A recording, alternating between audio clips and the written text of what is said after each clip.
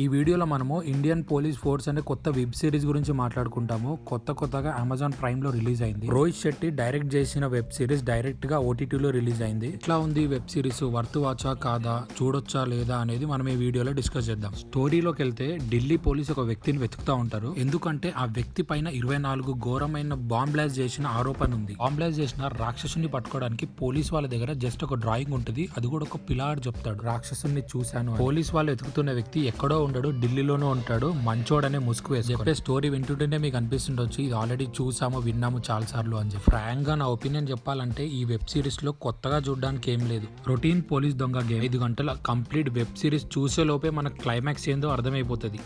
Zero surprises, zero suspenses. Writing చాలా week గా ఉంది. సేమ్ అదే రొటీన్ హిందూ ముస్లిం గొడవలు. కొత్తగా రాసినట్టు ఏం అనిపించలేదు. 100% ప్రిడిక్టబుల్. స్టోరీ ప్రెజెంటేషన్ కూడా సల్లగా బోరింగ్ గా ఉంది. స్టోరీ ఇంత వీక్ గా ఉన్నా గానీ దీని ఒక విషయం కాపాడే స్కోప్ ఉండే, అదే యాక్టర్స్ లో పర్ఫార్మెన్స్. ఎందుకంటే ఇందులో చాలా పెద్ద యాక్టర్సే ఉన్నారు. కానీ సారీ టు సే ఈ వెబ్ సిరీస్ లో పేరున్న పెద్ద యాక్టర్స్ ఉన్నారు కానీ సూపర్ పర్ఫార్మెన్స్ ఇచ్చిన యాక్టర్స్ వెతికినా దొరకరు. అవసరానికి మించిన ఓవర్ యాక్టింగ్ కనిపిస్తుంది. యాక్టర్ సిద్ధార్థ్ మల్హోత్రాని వాడుకుంటే ఆయన వండర్ఫుల్ యాక్టర్. ఆల్రెడీ మనం షేర్షా మూవీలో చూసినాం. కానీ డైరెక్టర్ అంత ప్రాపర్ గా వాడుకోలేదు అనిపించింది.